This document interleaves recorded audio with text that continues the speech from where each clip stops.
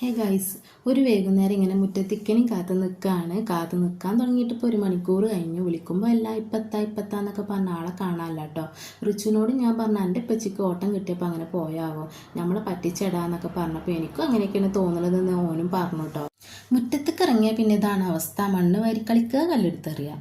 ഇവളെ മൂഡ് എപ്പോഴാണ് മാറാമെന്ന് അറിയില്ല. അവളെ കയ്യിലുള്ള കല്ല് എപ്പോഴാണ് അവൻ്റെ തലക്കെട്ട് എറിയാന്ന് ഉള്ള സംശയം ഉള്ളതുകൊണ്ട് തന്നെ അത് വാങ്ങാൻ നോക്കിയിട്ടുള്ളത് കൊടുത്തില്ല കേട്ടോ.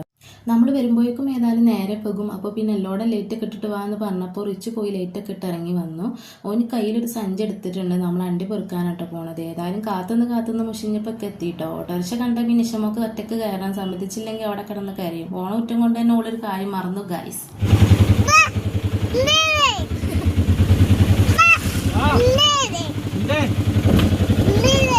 എവിടെ പോയാലും ഒക്കത്തോളൊരു പാക്കുട്ടി ഉണ്ടാവും കേട്ടോ. നമ്മളും ആ പ്രായത്തിൽ ഇങ്ങനെയൊക്കെ തന്നെ ആയിരുന്നില്ലേ.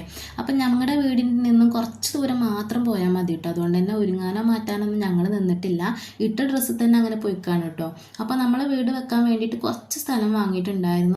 അവിടെ പറങ്കൂച്ചിമാരുണ്ട്. അവിടെ നിന്ന് അണ്ടി പെറുക്കാൻ വേണ്ടിയിട്ടാണ് കേട്ടോ വന്നത്. റോഡിൽ വണ്ടി വരുന്നത് കണ്ടിട്ട് ഓളെ പിടിച്ച് വലിച്ച് കൊണ്ടുവരുന്നതാണ് കേട്ടോ. ഇത് കാണുമ്പോൾ പണ്ട് സ്കൂളൊക്കെ വിട്ട് തിരിച്ചു വരുമ്പോൾ ആരാൻ്റെ പറമ്പെന്ന് എടുത്ത് തിന്നതാണ് കേട്ടോ ഓർമ്മ വരുന്നത്. അത് കണ്ടപ്പോൾ ഇഷമോക്കും തിന്നണം. ഓളാദ്യമായിട്ട് തിന്നണോണ്ട് തന്നെ അതിൻ്റെ രസം എന്താണെന്ന് ഓള് പറഞ്ഞിട്ടെന്ന് ഞാനും കരുതി. ഒരു ചാർപ്പുള്ളതുകൊണ്ട് തന്നെ ഓള് കഴിച്ചില്ല കേട്ടോ. ഇതാ കിടക്കണം, ഓള് ഇതാ അവിടെ ഇട്ടിട്ടോ. ഇക്ക അങ്ങനെ പെറുക്കണുണ്ട്, ഞങ്ങൾ ഇതാ അങ്ങനെ നോക്കി നിൽക്കുന്നുണ്ട്. ഇന്നലെ ഇക്ക വന്ന് പെറുക്കിയപ്പോൾ റിച്ചുവിനെ കൊണ്ടേയില്ല കേട്ടോ. അപ്പോൾ ഓൻ്റെ ഒരു വാശിക്ക് ഞങ്ങൾ പോകുന്നതാണ്. ഇതാണ് കേട്ടോ ഞങ്ങളുടെ സ്ഥലം. ഇൻഷാ അല്ലാ ഇനി ഇവിടെ വീടൊക്കെ വെക്കണം. അപ്പോൾ എല്ലാവരും അതിന് വേണ്ടിയിട്ട് പ്രാർത്ഥിക്കൊണ്ടിട്ട് ഞങ്ങൾക്ക് വേണ്ടിയിട്ട്. ഇത് കാണുമ്പോൾ ഞാൻ എങ്ങനെ കഴിക്കാതെ പോകുക. അപ്പോൾ ഞാനും കഴിച്ചു കേട്ടോ. അതിൻ്റെ ഒരു ചവർപ്പുകൊണ്ട് തന്നെ ഞാനത് അവിടെ ഇട്ടു. പിന്നെ ഓള് പോകുന്നിടത്ത് കൂടെ ഒക്കെ ഓളെ പിന്നാലെ ഓരും ഉണ്ട് കേട്ടോ. അപ്പോൾ ആ വീട്ടിലെ ചേച്ചി കൊടുത്ത പേരയ്ക്കാണ് കേട്ടത്. ഇന്നലെ പെറുക്കിയതുകൊണ്ട് തന്നെ ഇന്ന് കുറച്ചേ കിട്ടിയുള്ളൂ കേട്ടോ. പിന്നെ ഇഷമോളെ നോക്കിയപ്പോൾ കാണാനല്ല. പിന്നെ നോക്കുമ്പോൾ ഇതാ നമ്മുടെ ഓട്ടോറിക്ഷയുടെ ബാക്കിൽ നിന്ന് പേരൊക്കെ കഴിക്കുകയാണ് കേട്ടോ. എന്തടി നമുക്ക് വീട്ടിലേക്ക് പോകണ്ടേന്നൊക്കെ പറഞ്ഞപ്പോൾ ഓളൊരു ചിരി കണ്ടില്ലേ.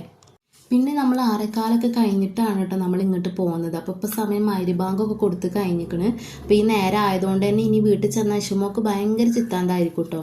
ഇനി വീട്ടിൽ ചെന്നിട്ട് വേണം അവളൊന്ന് മേലൊക്കെ കഴുകി തന്നെ ഉപ്പും മുളകൊക്കെ ഇട്ടൊന്ന് ഒഴിഞ്ഞിട്ടാൽ എനിക്ക് സമാധാനം ആവുള്ളൂ കേട്ടോ. ഇത് നമ്മുടെ വീടിൻ്റെ അടുത്തുള്ള സൂപ്പർ മാർക്കറ്റാണേ. കുറച്ച് പലചരക്ക് സാധനങ്ങളും വീട്ടിലേക്കുള്ള അല്ലറ ചില്ലറ സാധനങ്ങളൊക്കെ വാങ്ങണമായിരുന്നു. അപ്പോൾ അതിന് വേണ്ടിയിട്ട് വന്നതാണ് കേട്ടോ. ഇഷമോൾ ഓളെ കയ്യിലുള്ള പേരൊക്കെ എനിക്ക് തരുന്നുണ്ട് കേട്ടോ. കാരണം ഓൾക്ക് പറ്റിയൊരു സാധനം ഓൾ അവിടെ കണ്ടു വെച്ചിരിക്കണം കേട്ടോ. അതുകൊണ്ടാണ് കേട്ടോ അതെനിക്ക് തന്നത്. ഇതാ ഞാൻ പറഞ്ഞില്ല, അച്ചപ്പം കൊണ്ടാണ് കേട്ടോ ഈ മണ്ണുന്നത്. അത് കവറിലിടാൻ പറഞ്ഞിട്ട് ഓൾ കേട്ടില്ല. അത് അവളുടെ കയ്യിൽ തന്നെ പിടിച്ച് നടക്കാനുള്ള ഓരോ വാശിട്ടോ. ഓരോ പ്രായത്തിലും ഓരോരോ കുട്ടികൾക്ക് പലതരം വാശികളാണല്ലേ. ഇനി അതും കൊണ്ട് ഓൾ ആരും പിടിക്കാതെ ഒറ്റയ്ക്ക് ഓട്ടോറിക്ഷ കയറണം കേട്ടോ. അത് വേറൊരു വാശി. അങ്ങനെ